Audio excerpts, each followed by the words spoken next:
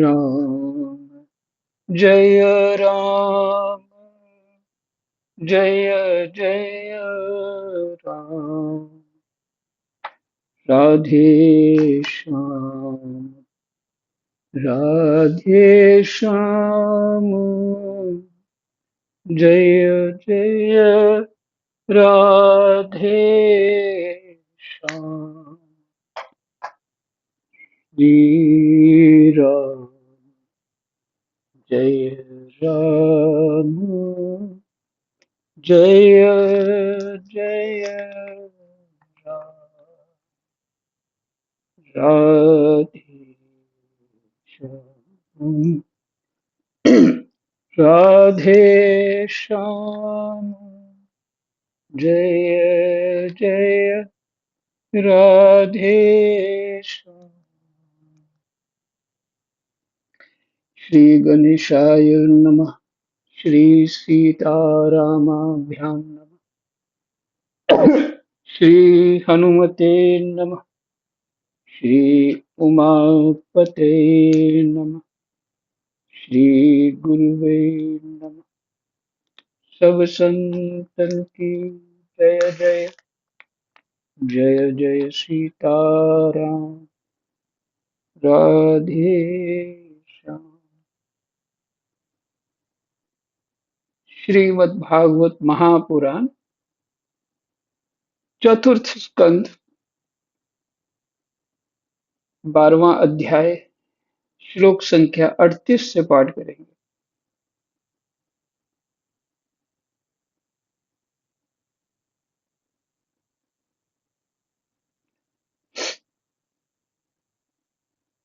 आप सुन रहे थे, मैत्रेय जी बता रहे हैं कि ध्रुव ध्रुव जी विष्णु लोक में जा रहे हैं, विमान पे कैसे चढ़े हैं और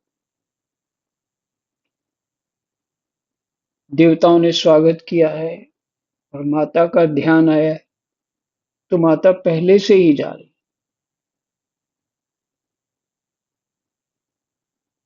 नंद और सुनंद मन की गति को भी जानते हैं, दूसरे के मन की गति को भी जानते हैं, इसलिए उन्होंने बता दिया आपकी माता आगे जा रही है। ये बात ध्रुव के मन में आई, मेरी माता रह गई। तो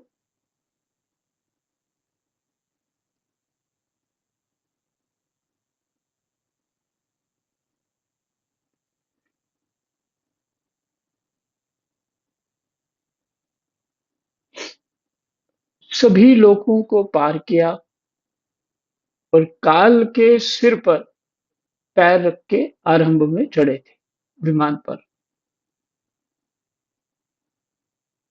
नियम इत्यादि भी पूरे किए, ये कल आपने सुना था।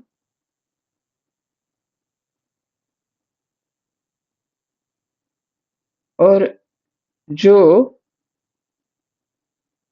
निर्दयी जीव हैं, वो उस धाम को नहीं जा सकते।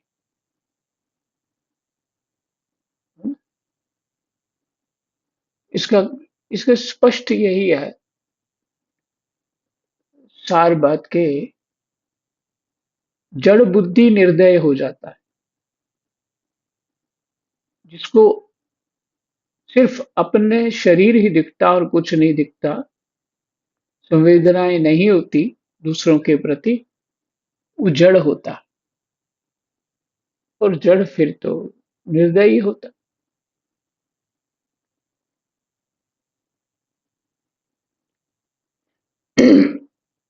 रजोगुण तमोगुण की भरमार हो जाती है।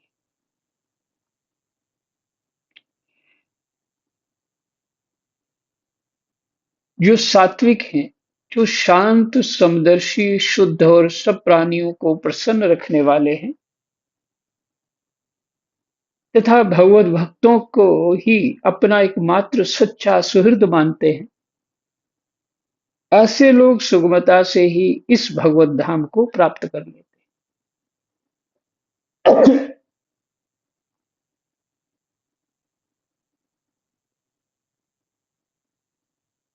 यहां तक आपने कल पाठ सुना था।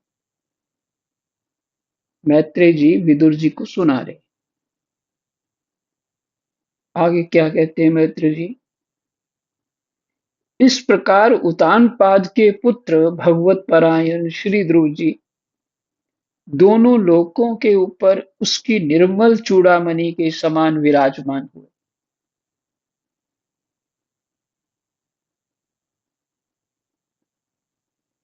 नहीं, गलत हो गया। इस प्रकार उतानपाद के पुत्र भगवत परायण श्री ध्रुव जी तीनों लोकों के ऊपर उनकी निर्मल चूड़ामणि के समान विराजमान हुए। तीनों लोकों के चूड़ामणि हो गए।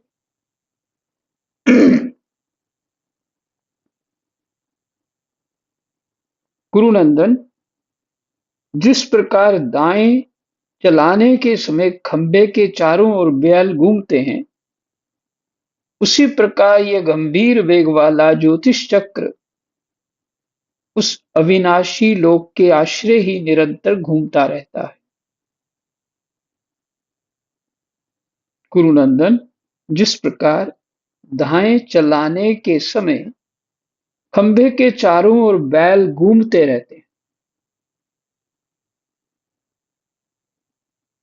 उसी प्रकार ये गंभीर वेग वाला ज्योतिष चक्र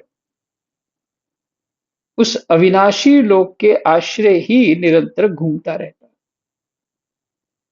ज्योतिष चक्र, अगर काल चक्र ही कहें तो गलत नहीं होगा, क्योंकि काल की ही तो गणना है ज्योतिष।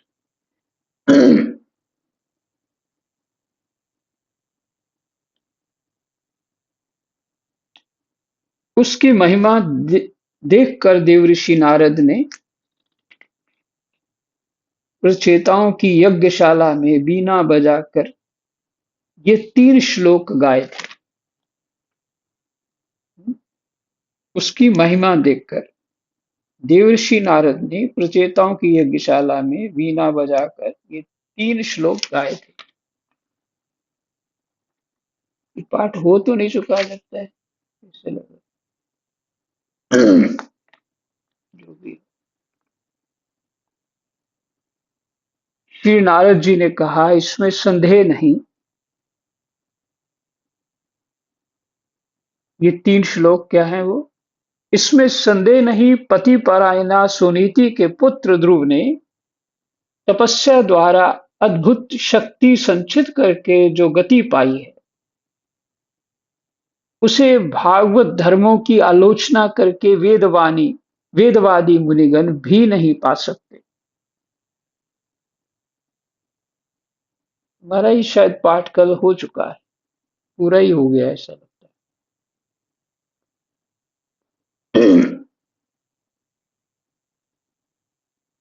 वेदवादी मुनिगण भी नहीं पा सकते,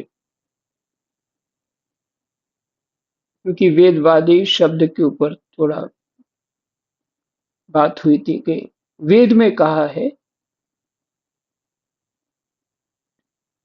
अगर भगवान को जानना हो तो वेद का ज्ञान होना चाहिए, वेद के अतिरिक्त कहीं नहीं मिलेगा, ऐसा कहा।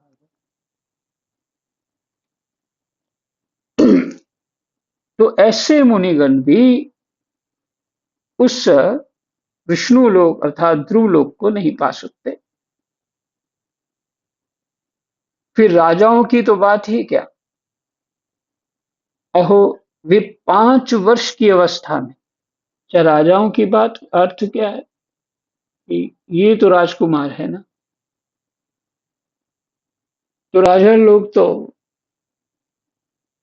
रजोगुनी होते हैं, क्योंकि काम ही ऐसा है। हम्म, संभालना, क्या है वो, साम दाम दंड भेद की नीति में रहना। कभी बुद्धि जो है वो भोली भाली नहीं होती, उनकी बुद्धि अ, बहुत ऐसे शंक्रालु, भयभीत रहती है। और दूसरा है कि वो जोश में रहती है, अभिमान में रहती है। ये है। इसलिए बहुत सारे राजकुमारों ने जब दूसरे पुराण पढ़ेंगे, बहुत सारे राजकुमारों ने राजपाट छोड़ दिया, नहीं किया, मना कर दिया और बहुत साधन ही किया।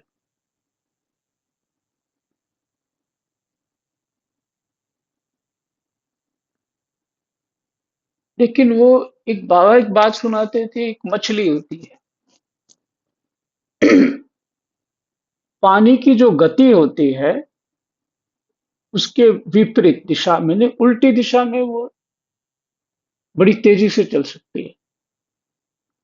और कहीं झरना आ गया तो जहां जल धारा गिर रही हो, बाबा सुनाया करते थे, सफरी सफरी कुछ ऐसा नाम बोलते थे मछली का। वो मछली जो है वो झरना ऊपर से गिर है, झरने के माध्यम से ऊपर चढ़ जाती है। ऐसा उसके अंदर तीव्रता है, जो जल का सहारा लेके वो जल नीचे गिर रहा है पर उसका आश्रय लेके वो उससे भी तेज गति में वो जल का सहारा ले लेती है ना। ये भी अद्भुत कला है। और ऐसी कला जो जीवन की है, शास्त्र की है, भजन की है, जैसे महाराज जनक हुए, केवल जनक ही नहीं, राम कृष्ण और बहुत सारे राजाओं ने, अम्बरीश का नाम तो आपसे खूब सुना है। तो महाराज अम्बरीश हुए और महाराज रंती देव हुए, रत, रत्नावती महारानी हुई, इससे बहुत सारे राजा हुए। अच्छा, क्या हुआ कि गुरु कृपा से उन्होंने जीवन को कैसे जीना है, कैसे व्यवहार करना है, कैसे वैराग्य पूर्वक रहना है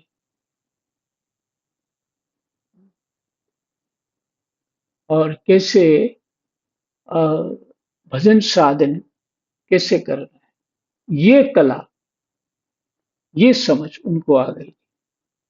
तो राजा होके भी भजन करा के बहुत सारे महापुरुषों ने, और कईयों ने तो बिल्कुल छोड़ दिया। शास्त्र तो कहता ही है 50 साल के बाद छोड़ दो, संसार के प्रपंच को देखो भी मत, सबसे ममता काट दो।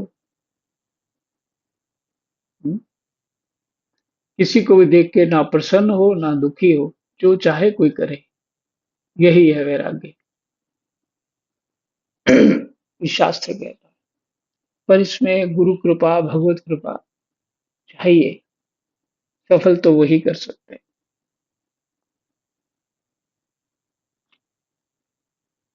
तो ये जो इसलिए सुना रहा था आपको, तो मछली का दृष्टांत, भगवान कृपा करें तो राजकुमार या अथवा राजा लोग भी भजन साधन कर सकते हैं। पर ये सबकी बस बस की बात नहीं है, भगवान ही करवा सकते हैं, भगवान ही करा सकते हैं। जीव अपने बल से बड़ी शांति में भी भजन नहीं कर सकता, क्योंकि चित्त रुके तब ना। कहते हैं ओहो, वे 5 वर्ष की अवस्था में ही सौतेली माता के बागवानों से मर्माहत होकर दुखी हृदय से वन में चले गए और मेरे उपदेश के अनुसार आचरण करके ही उन अजय प्रभु को जीत लिया।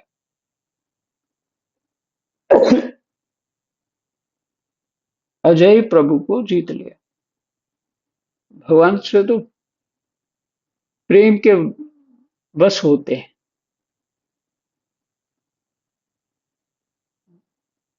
ये जीतना है, इसमें कोई बल से भगवान नहीं जीते जाते, प्रेम से ही जीत पाते। जीत सकती है भक्ति और प्रेम,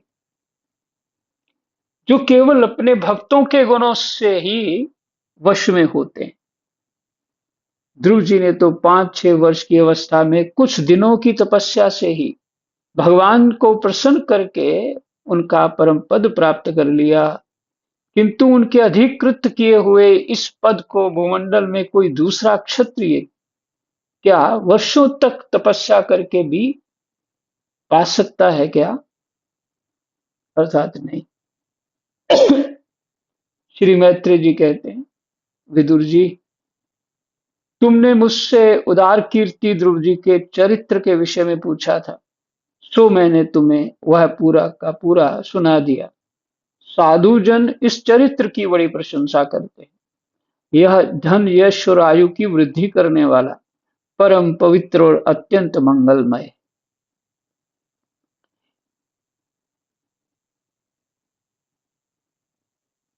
देखिए यहाँ पे जैसे ही सुनेंगे तो माया हमें लग जाएगी। क्या हम क्या चाहते हैं? यही चाहते हैं, धन यश और आयु। हाँ, यही चाहते हैं। और ध्रुव जी का चरित्र जो है वो तो वैराग्य वाला है, प्रेम वाला है, भक्ति वाला है। तो ऐसा क्यों लिखा है?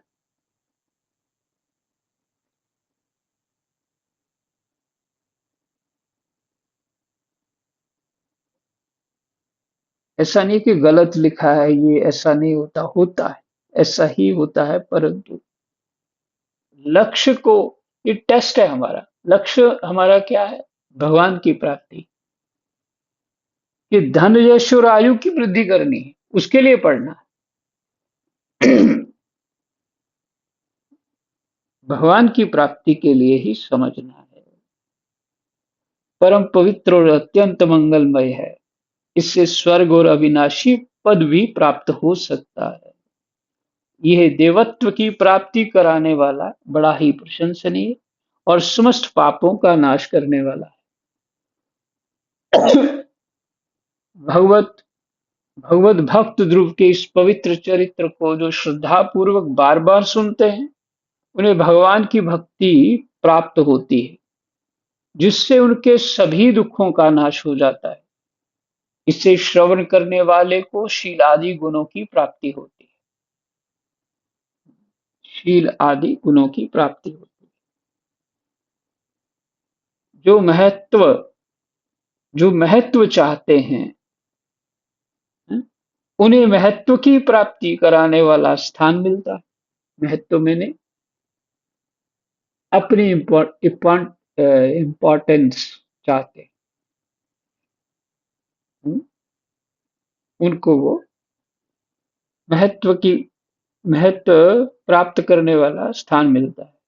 जो तेज चाहते हैं, उन्हें तेज प्राप्त होता है और मनस्वियों का मान बढ़ता है।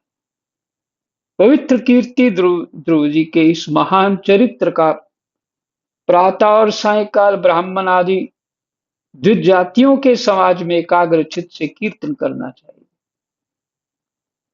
भगवान के परम पवित्र चरणों की शरण में रहने वाला जो पुरुष इसे निष्काम भाव से पूर्णिमा, अमावस्या, द्वादशी, श्रवण नक्षत्र, तिथि क्षय, व्यतिपात, संक्रांति अथवा रविवार के दिन श्रद्धालु पुरुषों को सुनाता है, वह स्वयं अपने आत्मा में ही संतुष्ट रहने लगता है और सिद्ध हो जाता है।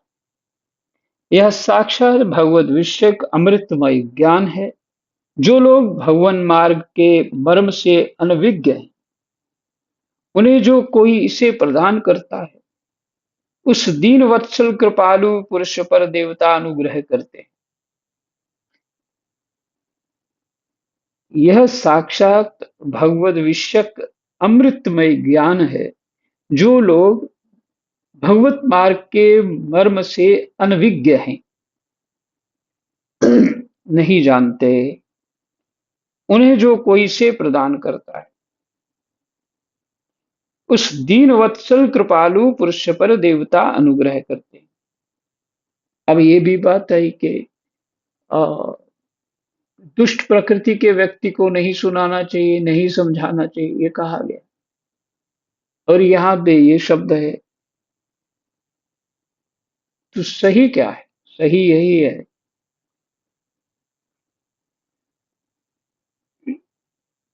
जिसके अंदर शील सदाचार और भगवत इच्छा हो उसको ही सुनाना चाहिए। जबरदस्ती किसी को समझाओगे, वो बात तो वो उसी का अपनी दुष्टता उसी के बल से करेगा।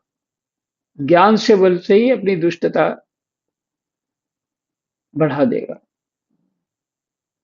ज्ञान अर्थात जो बातें समझ आई शास्त्र की, थोड़ी बहुत अच्छा दिखा दिया अपने को, फिर दूसरे को फांस ली और दुष्टता अपनी आरंभ कर दी। इसलिए ये कहा गया कि जो वास्तव में लगता हो कि ये भजन साधन या परमात्मा की भक्ति प्राप्त करना चाहता है, उसी को सुनाना चाहिए। लोगों के पीछे दौड़ना नहीं चाहिए, आओ चेला बन जाओ, आओ चेला बन जाओ, या ये ग्रंथ पढ़ो, बार बार बोलना किसी को नहीं, ये आवश्यकता नहीं है। ये भगवान जी का काम है, ऋषियों का काम है, समाज में कैसा संदेश देना है और कौन से नक्षत्रों के द्वारा दुनिया की बुद्धि को बदलना है, वो ऋषि लोग जानते हैं। हमें इस शास्त्र का पालन करना है, जो कह रहे शास्त्र वैसा ही करना।